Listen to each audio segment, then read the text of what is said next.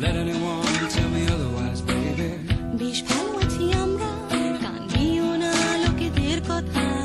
That's right, girl. We'll be fine, whatever we'll be, and you ought to know by now.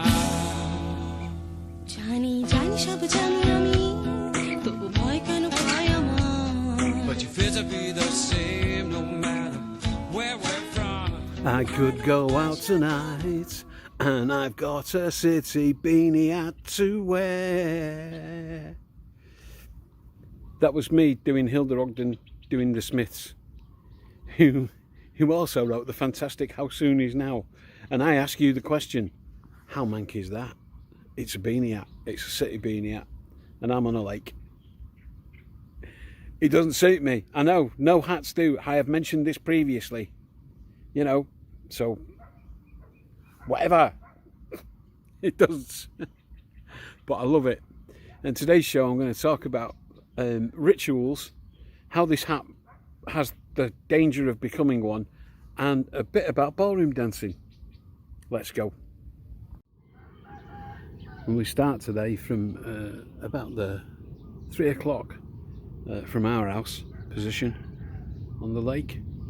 Behind me are the geese that are featured in previous episodes. So I'm going to talk about rituals, as I mentioned. The thing about the city app is that it has ritual potential. Let me explain. If I wear this on the lake on match days and City win, then I will be somewhat compelled to always wear it on match days, which adds a level of stress to the day, because you can guarantee on those days, those are the days when I won't be able to find it, and I will spend some of that day stressing about that as though it has an effect on the results of a football match happening 8,000 kilometres away. I think Freud had something to say about us doing this, about us feeling the need to do this. So there must be like some deep-seated, because everybody does it, and don't say you don't. We all, it's not the lucky charm thing, it's different. Some of us as kids invented games that would do this. For instance, if I beat the next car to the next lamp post on our street, then something, you know, intangible and good will happen.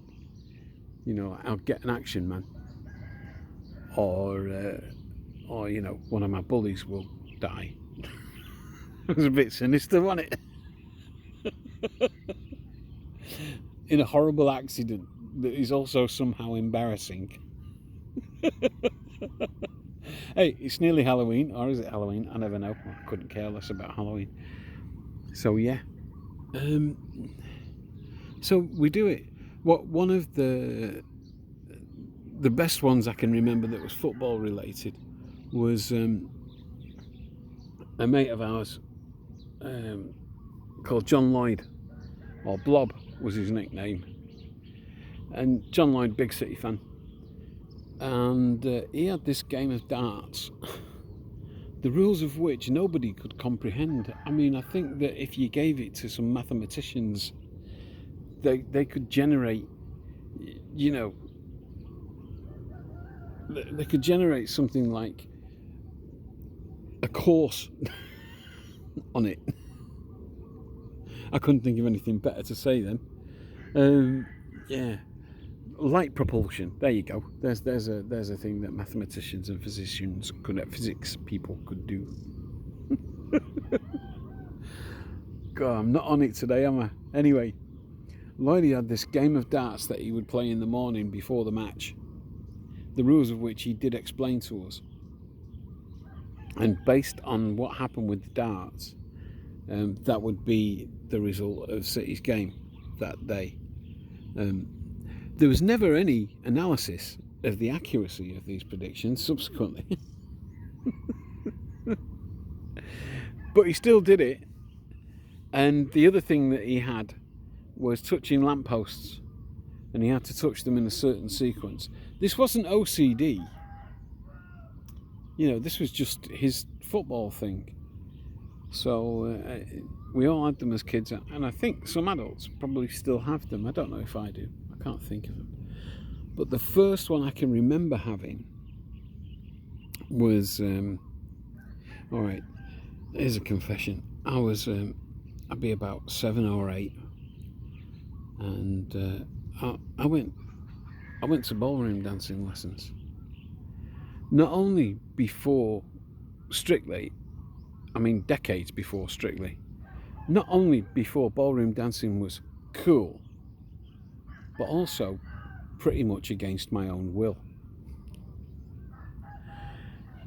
My folks had thought, right, he's 8. He already gets bullied at school because he doesn't have a dad. Because it's a Catholic school. I mentioned this the other day. Yeah, he also gets bullied. What does he need? What does he need in his life? I know. We'll send him to ballroom dancing lessons. That'll make a man of him. I don't know. I don't know what they were thinking. However, to get to Rennie Buckley's School of Dance, I had to go past our church, which was always a moment where you had to, do the sign of the cross. And then the first time I went to Rennie Buckley's, it was up some steps, and I tripped on the second step. But the lesson went very well. And so I made a point of every time I went there of tripping on the same step and doing the sign of a cross, just in case. Bit of God insurance there, so that it went well. And it continued to go very well. I got medals and everything. And I kind of enjoyed it. And tried to keep it a secret. That didn't last very long. So I'm wondering on a deeper level, is this one of the things, the millions of things that we have no control over in our childhood, that eventually result in what we become as adults? Does that play a part of it?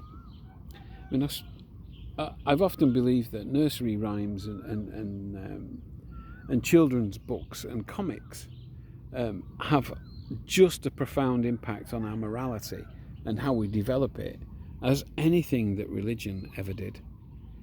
Do you know that I used to read the World War II comics, Warlord, Victor, and those commando books, and the values that they espoused of integrity and courage and bravery, they were well internalized. And some of the stuff I was getting from the Bible was a bit weird, like the prodigal son. So one of them goes away, pisses up all the money, and then goes back and is loved more than the one who did the right thing. Yeah, I don't know about that. Me at 9, I could probably come up with something more nuanced now. But I didn't get it. There was no reward for being a good son, and the bad son got more attention, more reward. What does that teach you? Anyway, that's it for today.